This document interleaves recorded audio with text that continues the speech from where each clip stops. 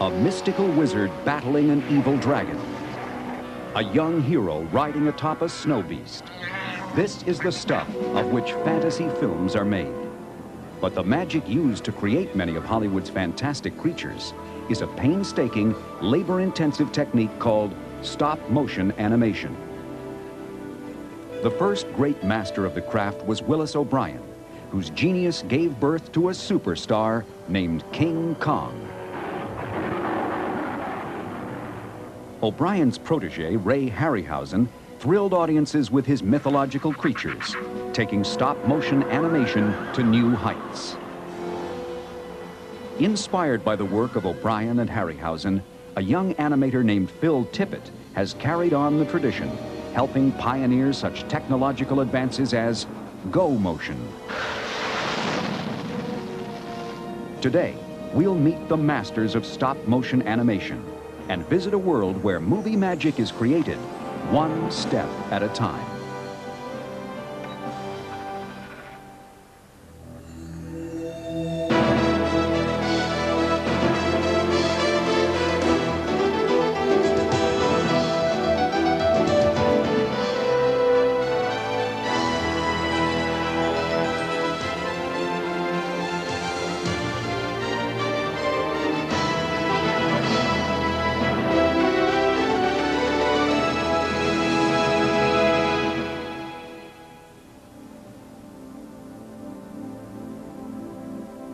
You can't have any distractions, any noise. You can't be talking to anybody. You have to really concentrate on all the various joints.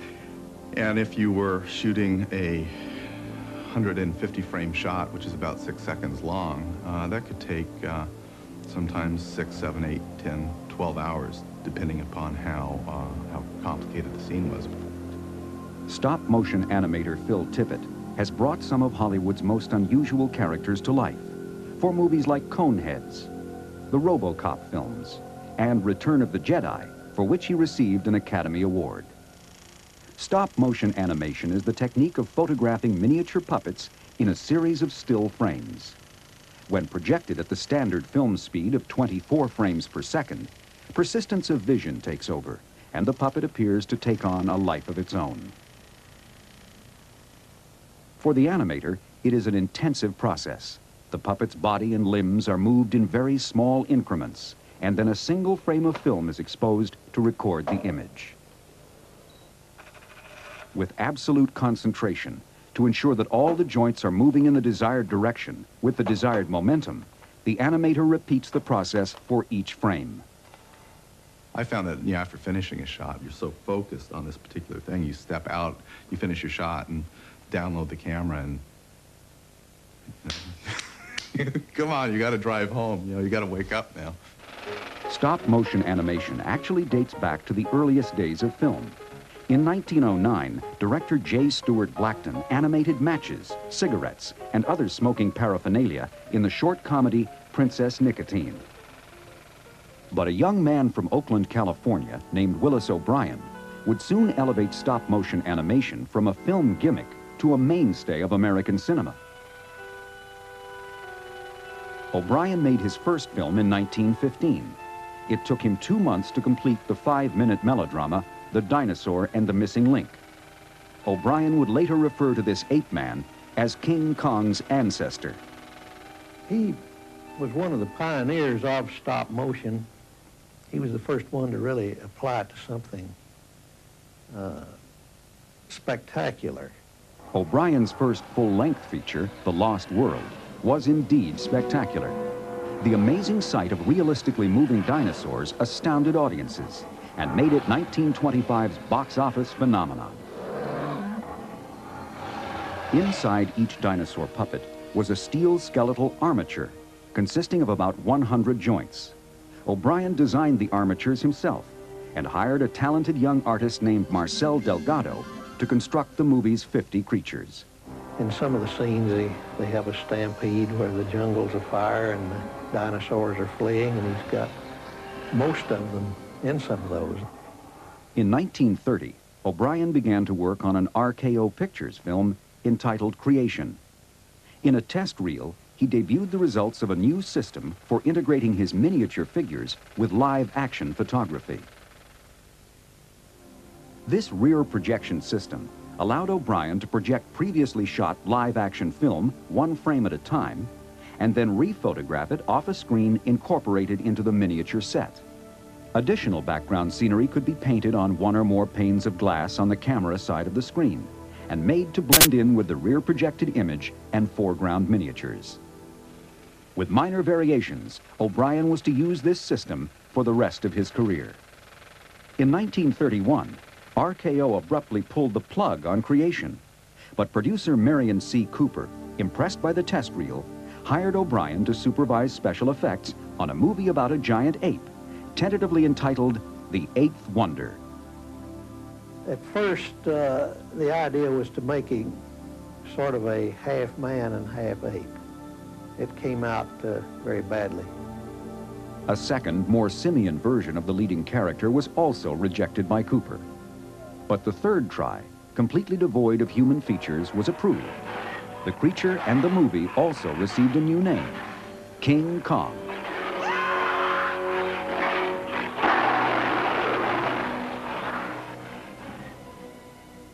O'Brien designed Kong's 18-inch tall steel armature. This is the original, over which Marcel Delgado used flexible rubber, cotton, liquid latex, and rabbit pelts to fashion the great ape. But more than anything else, it was O'Brien's precise and imaginative stop-motion animation that infused Kong with character. Willis O'Brien had been a boxer, among other things. And Kong himself, his fighting is almost human at times. For instance, he goes after his opponent's head. He'd try to get him by the head and stop him from chewing you up. Kong does that. One of O'Brien's greatest strengths was his attention to detail. And you know, where Kong brings the girl into the cave, he's got bubbling water. He's got the wake and the head of the sea creature swimming around in this water. He's got steam rising off of this. You can't imagine the amount of work to go into that scene, and all of it for the sake of making it that much more convincing. It took O'Brien and a small crew over a year to animate King Kong, but his tremendous labor paid off when the movie opened in 1933, breaking box office records and inspiring a new generation of effects artists.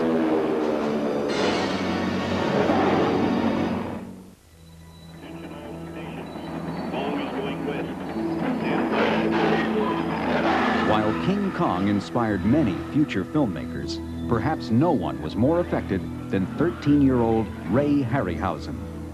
The film struck a note in me that I just couldn't get it out of my mind. I didn't know how it was done at the time.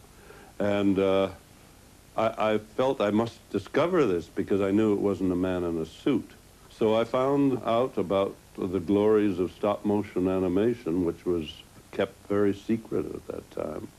With a 16mm camera and a puppet fashioned from his mother's fur coat, young Harryhausen set to work on his first amateur film, which he entitled The Cave Bear. He continued developing his animation skills, producing several short dinosaur films, and soon got the chance to meet his idol, Willis O'Brien.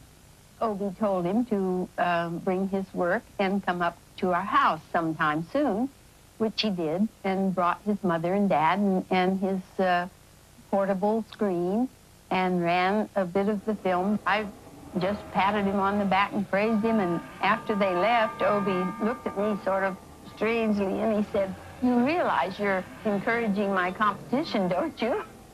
Harryhausen's first professional job came right after high school, animating characters for George Pal's Puppetoons. Later, he produced his own series of educational short films based on Mother Goose stories. Then, in 1946, he got a call from O'Brien, who was assembling a team for a new Kong-type feature. Of course, that was a big thrill of my life, was to work with them on another gorilla picture. So I had 2.5 to 3 years with Willis O'Brien working on Mighty Joe Young. Harryhausen designed Mighty Joe's armature.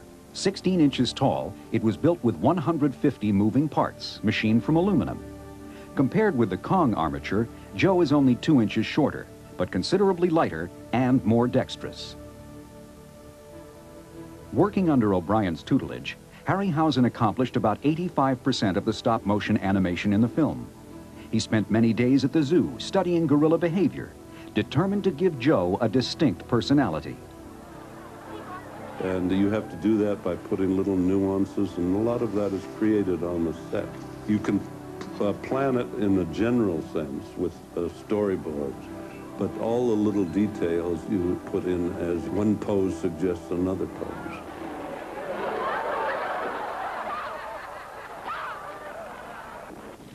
While never equaling King Kong in popularity, Mighty Joe Young is considered by many to be technically superior. And in 1949, Willis O'Brien's work on the film was recognized with an Academy Award. For Ray Harryhausen, Mighty Joe Young was just the beginning. In a collaboration that spanned 4 decades, he and producer Charles Schneer brought ancient mythology to life. Jason and his band of Argonauts, the mightiest warriors the world of adventure has ever known, in search of the fabulous magic Golden Fleece. Harryhausen gave stop-motion animation a popular mystique when he coined the term dynamation. Audiences were enthralled with his incredible creatures, unaware of the almost superhuman effort that went into bringing them to life.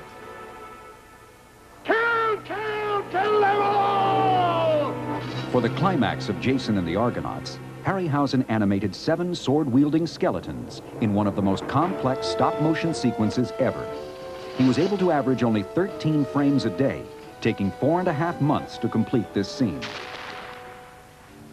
One of Harryhausen's favorite characters is Medusa, who appears in Clash of the Titans. For each frame, he had to manipulate and keep track of the more than 200 joints in her head and body.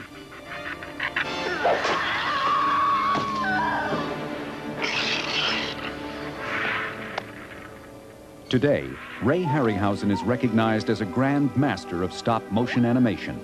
Since the 1940s, his artistry has packed theaters with audiences who came for one reason: to marvel at his mythological movie magic. I'm particularly pleased when some people who are not in the business come up and say that you made my childhood. One man even said, my grandfather took me to see your picture.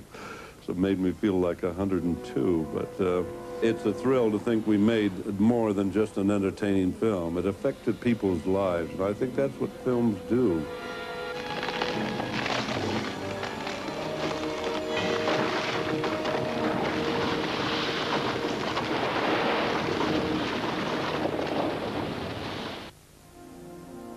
Right now, this character's got to walk into the scene and actually start eating these apples off the tree, and then exit the scene.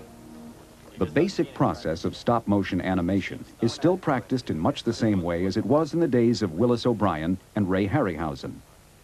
At Kyoto Brothers Productions in Burbank, Kim Blanchett is animating this Megatherium, a prehistoric sloth-like animal for a television commercial.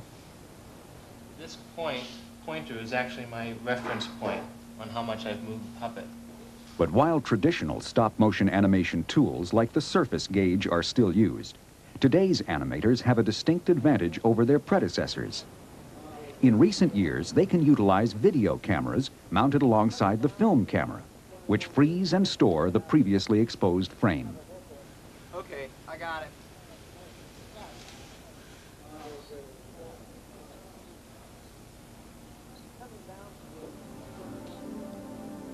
After 410 exposed frames, the animation sequence is ready for review. While taking Kim several days to complete, this 16-second film clip is considered a first attempt. Kim and animation director Steve Kyoto will now begin to fine-tune the creature's movements. So what the director wants to do, the eating is fine, the walking out is fine, everything's fine. They just want to work on the entrance, the style of the walking. They think he walks a little too light-footed. His claws are so big that they want the feet to bend a little bit.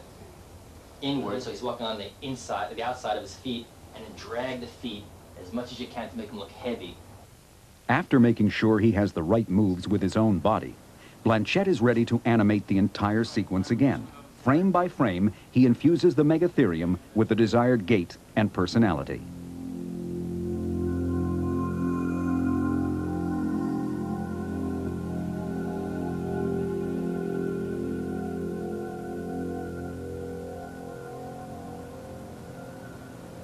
At the center of recent technological advances is a leading contemporary stop-motion animator, Phil Tippett. In his Berkeley, California studio, Tippett designs heroes and villains for some of Hollywood's most popular films. My main inspiration came in 1950, what was it, 3 or 4, I think, or 5, when King Kong came on television. And in 58, I saw Harryhausen's Seventh Voyage of Sinbad. I just fell in love with the surreality of the objects moving themselves. I had no idea what generated them, but it was just, you know, kind of a passionate fixation. An original member of George Lucas's Industrial Light and Magic, Tippett, along with ILM colleague John Berg, was put in charge of the stop-motion animation department for The Empire Strikes Back. Their first challenge was to design and animate the giant Imperial walkers. The story called for the walkers to march across a snowy plain. The snow was simulated on the miniature set by baking soda. That could be a big problem, particularly if you had a cold and were sneezing, because it had a tendency to, you know, blow your set away, or if you made the wrong kind of move, or if you forgot what you were doing and put your elbow down, your elbow would disturb the set. We had made like little trap doors that we could crawl into the set and open up the trap doors that had perfect feathered edges on them. We'd get up and animate the puppets and close the, you know, trap doors back down. And they'd take a frame of film and open up the trap doors and animate the puppets. The imposing walkers were animated in extremely minute increments in order to give them a slow, lumbering gait. At the opposite end of the movement spectrum were the fleet-footed snow beasts called tauntauns. And we shot a great deal of reference footage of horses, you know, looking at the characteristics. What I'll tend to do on any given character is begin to build up a book of notes that can be pretty extensive. And then once it comes down to initiating the performance or actually doing the animation, take that book and drop it in the trash and then just get on with the business of animating the thing. Because the tauntauns had to move quickly, the effects team wanted to replicate the motion blur seen in live-action photography of fast-moving objects. For example, in looking at footage of a dog running, the dog will appear blurred in each individual frame. With traditional stop-motion animation, the moving object maintains clearly defined edges in each frame of film. The absence of motion blur results in the slight strobing effect characteristic of stop motion.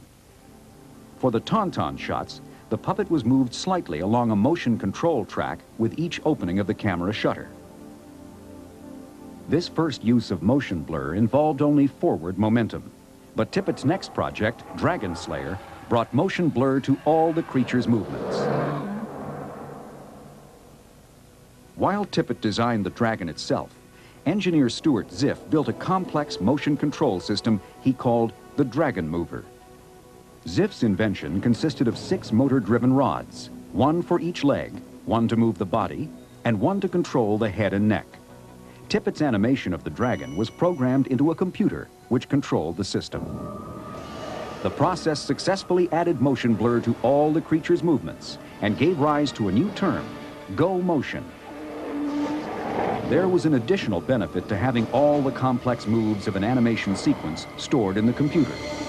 The development of this go motion process, and that began on Empire, really allowed us to start thinking about refining the performance. You wouldn't really bother ever shooting a final shot until you had the entire performance worked out.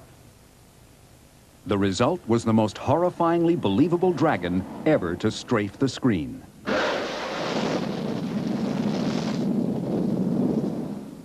In the midst of fast-moving technological advances, Tippett continues to work with the eyes and hands of a stop-motion animator.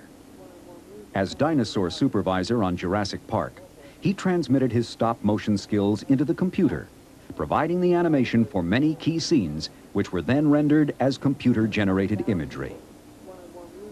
Ultimately, no matter what tool you're using, whether it's stop motion, go motion, computer graphics, you're learning how to work with the limitations of the tools that you have. You have a mental image in your mind of what the thing should be moving like, and you're constantly moving. No, it shouldn't be like that. It should be like this. And just trying to, keep all this stuff moving towards what you see in your mind's eye. As they continue to create movie magic one step at a time, Phil Tippett and a handful of other effects artists are carrying on the legacy of the pioneers of stop-motion animation. Willis O'Brien started it, and I tried to follow with the concept that we're using stop-motion photography for our leading characters. Now, when you think of King Kong, a mass of metal with rabbit fur and sponge rubber on it, not a real person, his name is up there in lights with Greta Garbo, Clark Gable. He's part of Hollywood legend. Ladies and gentlemen, look at Kong, the eighth wonder of the world.